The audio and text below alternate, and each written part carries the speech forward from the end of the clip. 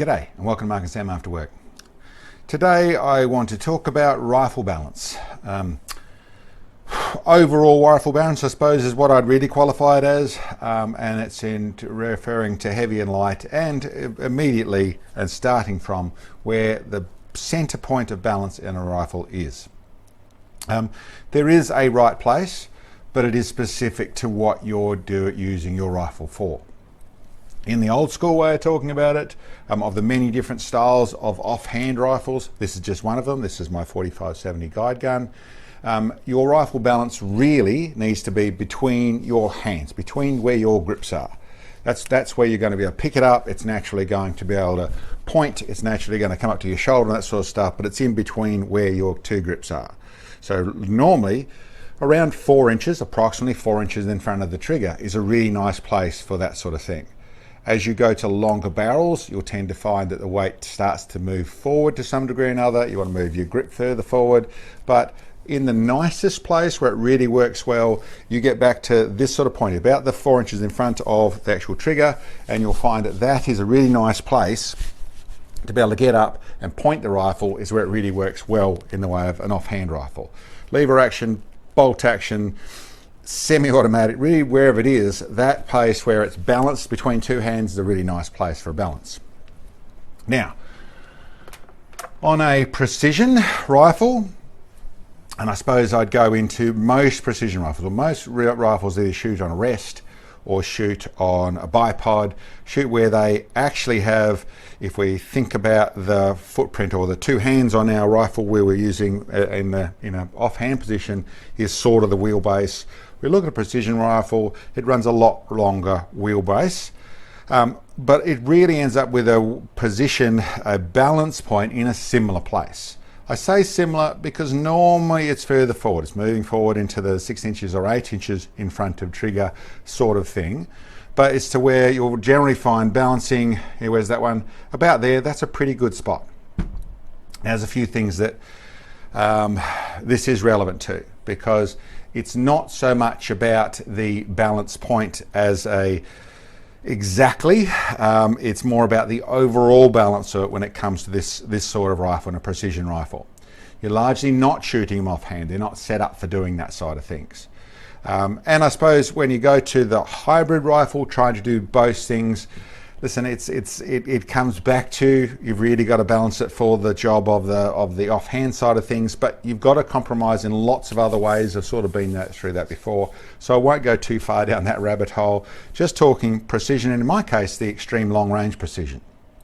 So, to start off with, like I said, you're running a longer wheelbase. You're generally running longer barrels in your offhand, and I've always found an offhand thing, actually shorter barrels are far nicer to use. There is some accuracy things with that, with how much the rifle moves while the bullets, while the projectile's traveling out the barrel, and there's less of that happening with a short barrel versus a long barrel and all sorts of stuff. But the truth of it is, with a precision rifle, and especially in a long range precision, especially an extreme long range precision, we're after good bullet speed, so we tend to be running longer barrels. With that, we tend to be running heavier barrels as well, so we start to push our weight forward. And what can happen, and what's quite common to happen, if you've just, and I suppose a little bit of the instigator of the video, is that if you've just taken a rifle, if you've taken a factory rifle and you put it in a chassis and you put the normal bits and pieces on it, you'll tend to, with a heavy varmint profile or something, that you'll tend to find the balance comes up about right. Chassis are sort of balanced to go with that sort of thing, and it really does work quite well, just like that.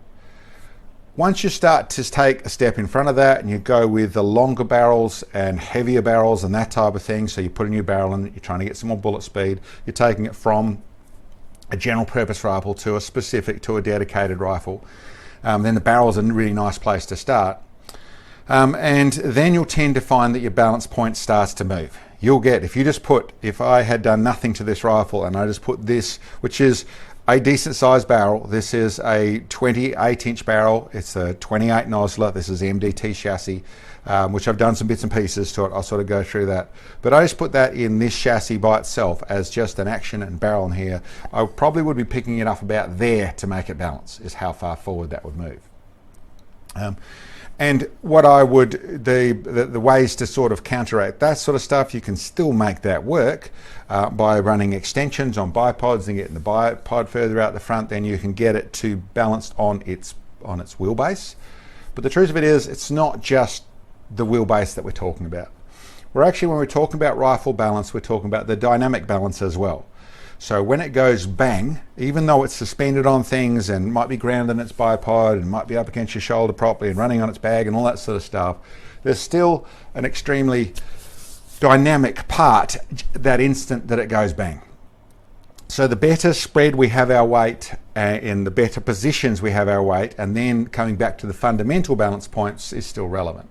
So trying to get to where you actually have a balanced platform really does start to help. The way I do that, there's all sorts of things. This chassis here, I've done a little improvement in the front here where I've got my barrel guard to make it stiffer, and then that runs my bipod further forward. Adds a little bit to the weight, so I'm putting more in the place that isn't helping a lighter chassis, but it helps it in the way of strength. What I actually do, and a little bit of what I'm actually talking about here, is, and this is what I used to do years ago when I built it all myself. I would just make it on the lathe or weld it or whatever it was, and I would build the bits and pieces I wanted to. A place that I quite commonly put weight because of these same features was down the back here, this bit hanging on the bottom. The bag rider. That's where I used to make them out of, whether it was aluminium or it was steel, whether it was thick or it was thinner, and size and that sort of stuff. I'd actually do some balancing here. So that's actually what I'm sort of bringing to you as well, is I have now done that. But this one you see here and this one here. So this is the MDT one that goes on 3 of the MDT chassis you'll see on our site. And our universal one, I'm now offering them in steel as well. That gives me the balance in a couple of different ways, which I think is very relevant to understand. One is it really does counteract your heavier barrels, really throws that balance back to a nice place. It's almost the extreme end of the rifle, so it counteracts really well on that score. Another really good feature about putting weight here is it's low. So it gives you that low center of gravity. The more weight you attach to the bottom, the more you have a rifle that wants to stand up by itself. Now obviously when it's locked in your bipod or wherever it is, then it doesn't want to fall over. But as said, we're talking about the dynamic balance. When it's moving, what is it trying to do? If you have more weight on the top, it's all weight on the top and light on the bottom. Even when it shoots, you'll tend to find it's more likely to want to rock around, more likely to do these things as it's traveling. So to me, I want low weight, and I like to have decent weight over the bipod. I don't want it to be in front. I want that weight to be behind the bipod, so I have it balanced inside its chassis, inside its wheelbase footprint. But having weight on the front here is not a bad thing. I say not a bad thing, and I've mentioned weight in a positive way. It's not all positive. A 50 kilo or 100 pound rifle isn't necessarily going to shoot 10 times better or 100 times better than a very light rifle. It is on, well, it's not, I suppose it's an exponential curve of negatives. You'll get to a point where more weight helps, and then a lot more weight doesn't help very much, and a lot more weight still doesn't help very much. It does fight recoil a little bit, but there's a point of, at least my concept on the process is, I still want to stay where the human is engaged. So I still want a reasonable amount of that recoil coming on me, because I want to be absorbing it. So if I have a 6mm Creedmoor that weighs 30 pounds, I'm not going to feel much of that. I'm not really very well engaged to it. Preloading I can get a little bit, but to agree, the rifle is absorbing so much of the shock and the recoil and that sort of thing, which sounds good, except for metal creates harmonics, creates resonance. So if you have solidness absorbing everything, it's going to buzz because of that, because that's where it goes into. It might not be audible, might not be even feelable, but what's going to actually happen is it's not transferring enough of that to its extremities.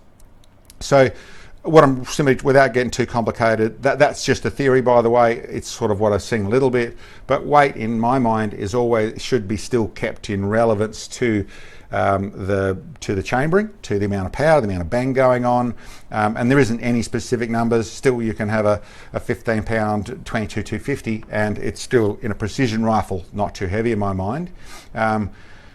In saying that, a 50 kilo 50 BMG is, or a 100 pound 50 BMG has probably gone too far. So there's a balance in the middle of that sort of stuff. My main comment is, as in most things, more isn't always better, but there still is a place where it'll help in some places.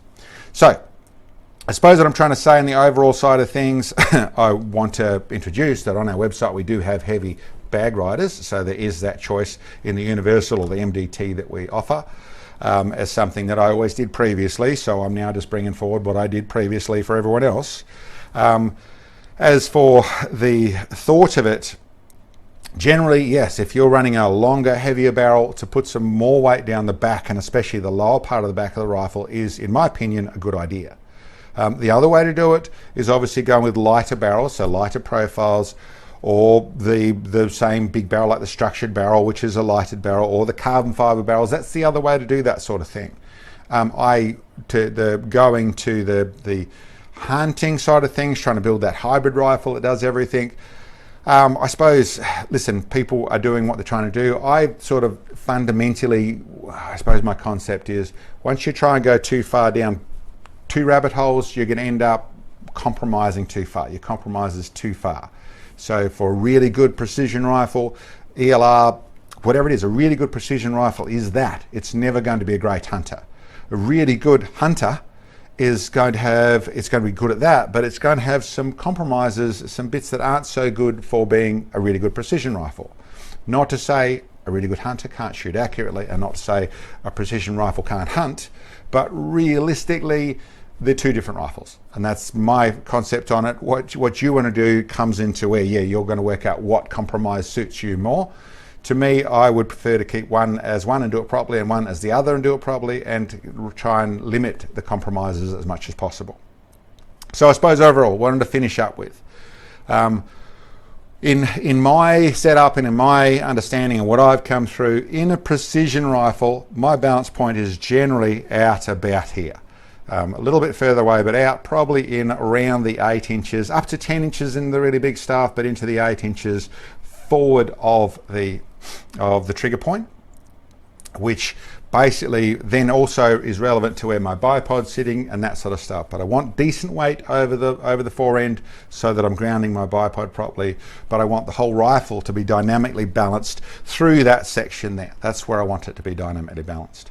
When it comes to a offhand rifle, then I'm old school as anyone. I want that to be balanced on that. I want that to pick up and to feel balanced right there. So really that moves into, where is it? Yeah, right there, about the 4 inches in front of the trigger, maybe a little bit less, but that's where it's balanced. And that means that it goes here, it moves here really easy, it sets up, it pointable, I think is the name for it, but that really balances nicely, and that works well for whether it's a lever action, it's a bolt rifle, it's a semi-auto, whatever it is. That's what really works for me.